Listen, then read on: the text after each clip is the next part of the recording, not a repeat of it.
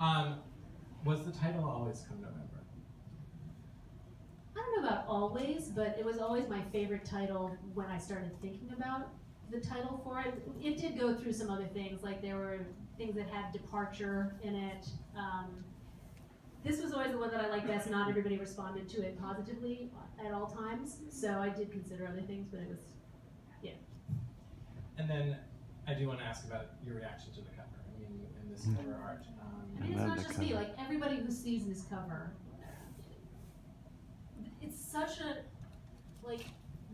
physical reaction that people have. Like Ying, where are you?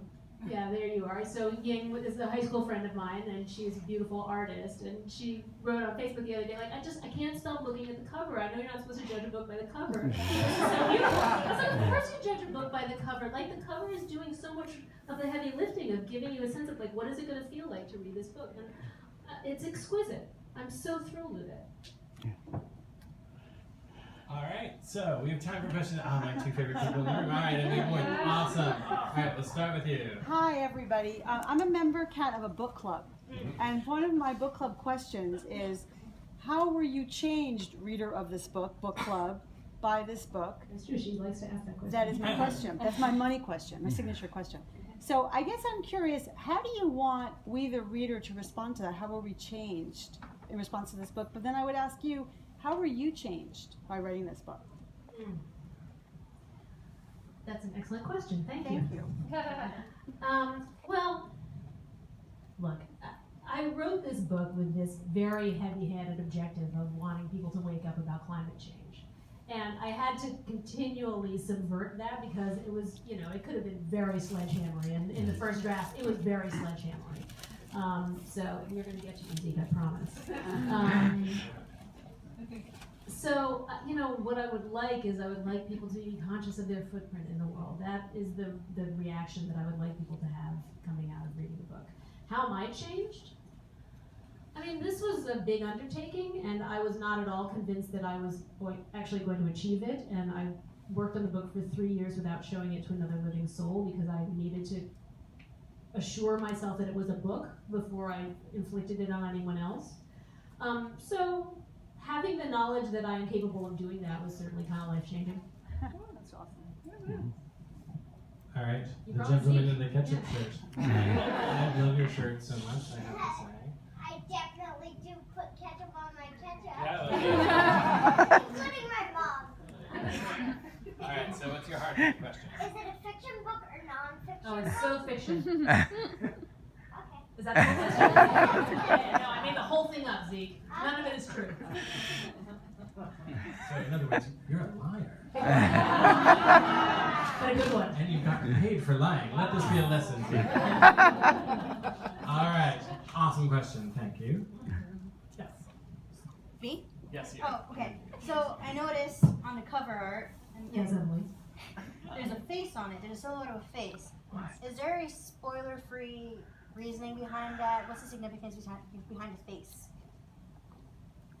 Anamika, do you have an answer to that question? I don't think it was intended to necessarily hint at anything, but to give you a sense of that you're reading a story about a moment in time, and if you see a face there, maybe it draws you in a little bit more to wonder, who is this book about? Not just the place, not just the time, not just the sort of night sky, but who's hiding in there? I like that answer. Yeah, I mean, to me, it's more about, okay, so you do get the sense that there is a human in there, and that this is going to be a story about a human who is maybe fractured in some way. But it was really just that it evoked a feeling that I really liked for this book. It's not like it was my idea, right? Like I saw it and I went, oh, that's cool, but I can't take credit for it. And then there's a scene on November 18th when the trees with faces attack her, right? Is that too spoilery? That's not Page spoiler. 187. All right. Was your first line always your first line? Oh, that's so funny. Karen, the first paragraph is one of the few things that really almost didn't change at all. Like I added one little joke to it, but yeah, I wrote this first. My parents had their 50th wedding anniversary, and we all trooped off to Paris. And I said, I am writing a book, so I know, it was tough. I'm writing a book, so I'm going to take some time away from the family every day, and I'm going to write my 1,000 words, because that was what Stephen King said I was supposed to do. I was supposed to write 1,000 words a day, so I did. And I started the book with the very first paragraph, and it's still there. Yeah, I feel that answer leads the reader to believe that the first paragraph is 1,000 words long, but be sure it means quicker than that. Yeah. Broke it up. So you sort of answered this just now, but I was wondering, were you ever compelled to write, or was it mostly like, okay, I set this up? It was total drudgery every day. Almost every day. And then sort of the inspiration would come from the writing as opposed to inspiration to write. I mean, as I said, it was effortful. I was really forcing myself on a lot of days. I'm an editor by nature. That is what I feel I am good at. And editing was kind of fun, but writing the thing was tough. And it really was mostly that I had just made this commitment that I was going to write a certain amount every day that got me to the point where I had enough on the computer. We don't say on paper anymore, right? But that I thought, you know, there was sort of this momentum that started to take hold. But yeah, it was just work. Do you think that was because it was your first time? I mean, Might be. It might also just be my personality. It might be the way my brain works. I don't know. I've never let's done it before. poll the audience and see what they Yeah, what do you got? Is it your brain or is it? It's your face. All right. Yeah. Did you plan the pictures before they were drawn by your, So we're talking about the cover?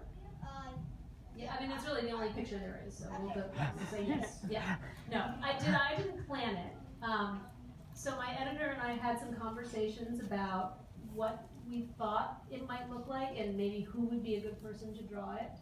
And then a number of people just made a bunch of drawings and we went, no, maybe, no. And then the maybe was sort of where we started focusing more and more of our attention, and that was how that came around. To piggyback on that question, Yes. did the artist read the novel first? Yeah. Yes. Yes. Yeah, and clearly really got it. Can I say, we started with a different illustrator, and I don't think that he got it, and I'm not sure that he read the whole thing, because it was just weird what he was pulling out of it.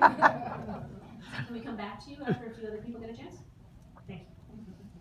All right.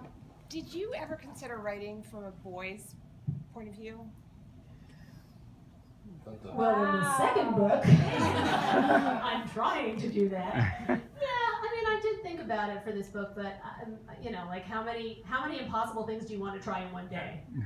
So I figured a girl I at least had a better shot at being able to be believable writing about.